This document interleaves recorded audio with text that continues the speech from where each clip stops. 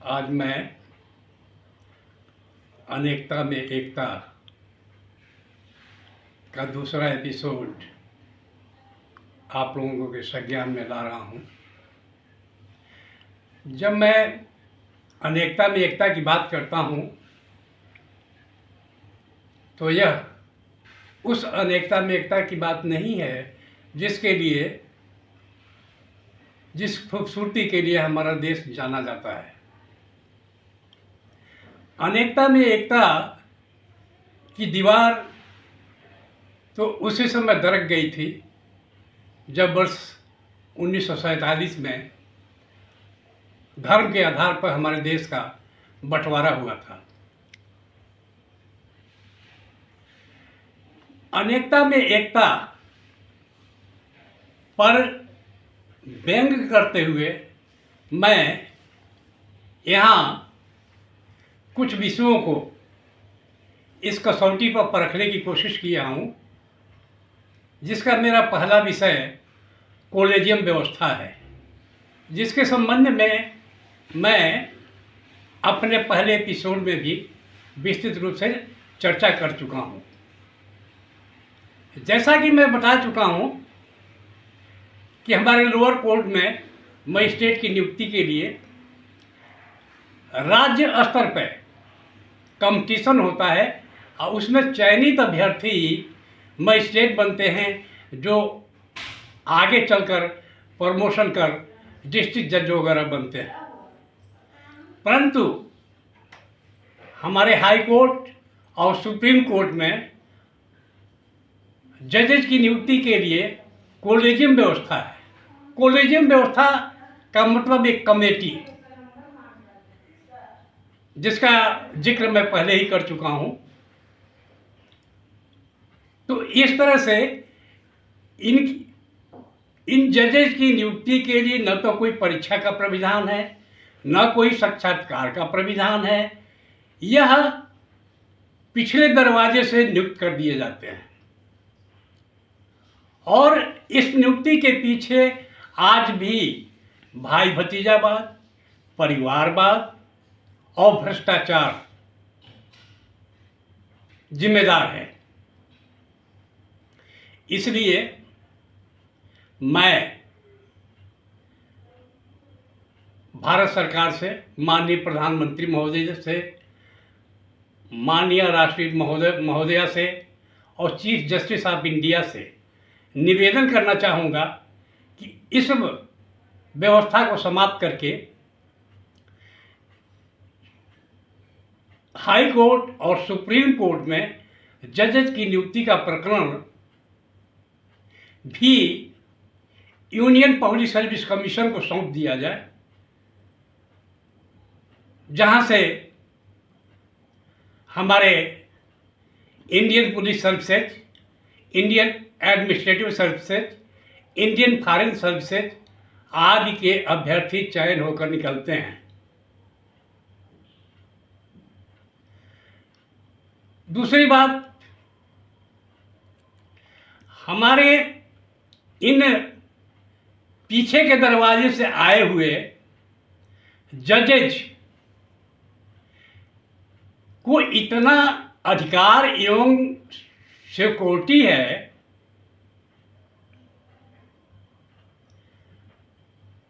जिसका उदाहरण आप लोग इस समय जस्टिस यशवंत वर्मा जी के बारे में सुन रहे होंगे। हमारे न्यायपालिका को आज उस तरह से सुरक्षा और अधिकार प्रदत्त है जिस तरह से पहले के ज़माने में राजा रजवाड़े हुआ करते थे। राजाओं को जिस तरह से सुरक्षा और अधिकार प्रदत्त था, उस समय हम उस तरह से हमारी न्यायपालिका को अधिकार और सुरक्षा प्रदत्त है। कोई भी व्यक्ति हमारे न्यायपालिका के विरुद्ध नहीं बोल सकता है, वो तुरंत जो है अवमानना की नोटिस पकड़ा देंगे और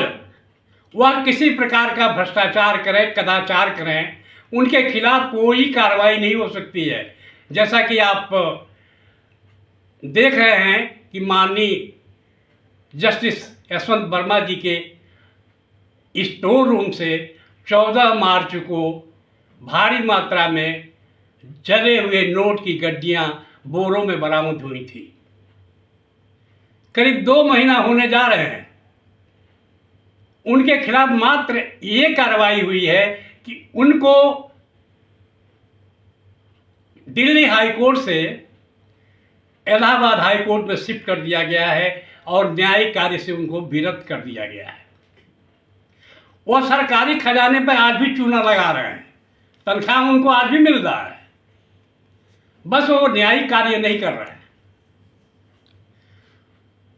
एक एडवोकेट द्वारा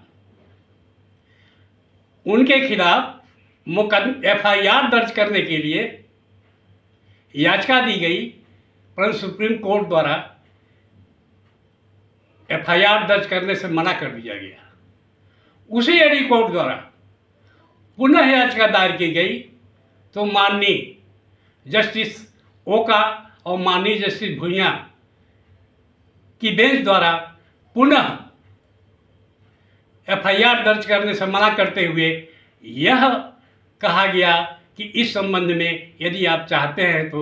माननीय प्रधानमंत्री और माननीय राष्ट्रपति महोदया को प्रतिवेदन दे सकते हैं। मैं बता दूं कि इस प्रकरण में तत्समय के चीफ जस्टिस खन्ना महोदय द्वारा एक संयुक्त समिति द्वारा जांच का ऐलान किया गया था और संयुक्त समिति द्वारा जांच करके अपनी रिपोर्ट उनको प्रेषित की गई थी, जो रिपोर्ट उनके द्वारा माननीय प्रधानमंत्री और राष्ट्रपति महोदया को प्रेषित किया जा चुका है। परंतु हमारे जजेज, न्यायपालिका के जजेज क्या अधिकार देखिए कि उनके 2 महीना करीब हो गए हैं, उनके खिलाफ आज तक कोई कार्रवाई नहीं हो रही है, बल्कि हाथ जोड़कर उनसे कहा जा रहा है या तो आप पद छोड़ दीजिए या महाभियोग के लिए तैयार रहिए। यह है न्यायपालिका के पावर की बात। वहीं आपको बता दूं कि हमारे देश की सबसे बड़ी कठिन परीक्षा यूनियन पब्लिक सर्विस कमीशन है, जिसके माध्यम से अभी मैं बता चुका हूं कि Indian police service, administrative service के अधिकारी आते हैं, जो जिलाधिकारी, कमिश्नर और सचिव, चीफ सेक्रेटरी और SSP, DIG, IG और DGP के पदों पर नियुक्त होते हैं। परंतु यही अधिकारी जो एक सर्विस कमीशन की परीक्षा पास करके आए हैं, यदि इनके खिलाफ कोई भ्रष्टाचार और कदाचार की शिकायत मिले तो उनको तत्काल निलंबित करके उनके खिलाफ कार्रवाई की जाती है। अभी एक उदाहरण मैं दे रहा हूं। लखनऊ के जिलाधिकारी रहे अभिषेक कुमार जी अभी निलंबित चल रहे हैं, क्योंकि उनके खिलाफ सोलर एनर्जी पावर में कुछ कमीशन की शिकायत मिली थी, जिससे मुख्यमंत्री के आदेश पर उनको सस्पेंड कर दिया गया है। परंतु हमारे यशवंत वर्मा जी को देखिए, वो अभी खजाने से तनख्वाह ले रहे हैं, उनके खिलाफ 2 महीना होगा, कोई कार्रवाई नहीं हो गई। बस हाथ जोड़ के कहा जा रहा है कि आप हट जाइए, नहीं तो आपके खिलाफ महाभियोग की कार्रवाई होगी।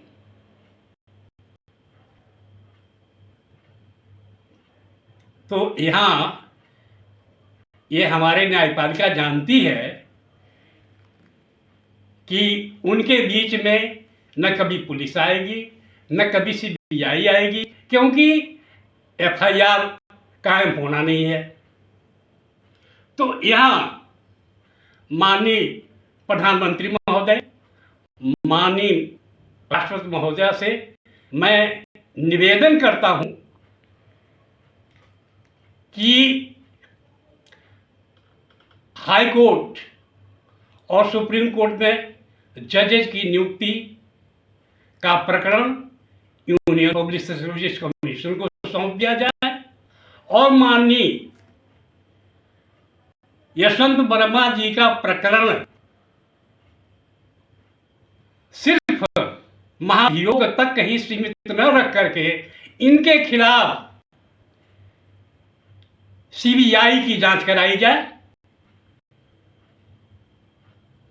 और सीबीआई की जांच यदि हो गई तो मैं विश्वास के साथ कह सकता हूं कि यह इस न्यायपालिका की पोल खुल के रह जाएगी कि लेकिन ये इतने निर्भीक हैं, जानते हैं कि इनके यहाँ कभी भी सीबीआई और पुलिस की एंट्री नहीं होगी। जैसा कि हमारे इसी प्रकरण में हमारे पूर्व chief justice of India Chandrachud साहब कहते हैं कि पुलिस के ऊपर उनको विश्वास नहीं है, मात्र इसीलिए विश्वास नहीं है कि यदि पुलिस की सीबीआई की एंट्री हो गई तो इस न्यायपालिका की पूरी पोल खुल कर रह जाएगी। अंत में न्यायपालिका को असीमित अधिकार एवं सुरक्षा दिए जाने के संबंध में मैं पुनः कहना चाहूँगा कि इस संबंध में कश्मीर से धारा 370 तो हटा दिया गया, परंतु न्यायपालिका के इस प्रकरण में दिल्ली में आज भी धारा 370 लागू है। इसलिए मैं पुनः माननीय प्रधानमंत्री महोदय और राष्ट्रपति महोदय से उन दो बिंदुओं पर कार्रवाई के लिए निवेदन करना चाहता हूं और मैं अपने श्रोतागण और हमारे वीडियो देखने वाले भाइयों से निवेदन है कि जो विषय मैं इस वीडियो में अपने पहले वीडियो में या इस वीडियो में उठाया हूँ, यह एक बहुत ही गंभीर प्रकरण है और इस वीडियो की आवाज़ जब तक आप सरकार तक नहीं पहुँचाएंगे तो फिर इस मेरे वीडियो बनाने का कोई महत्व नहीं है। इसलिए आप लोग इस वीडियो को देखिए, अब शेयर करिए, लाइक करिए, अपना कमेंट भी दीजिए। जय हिंद।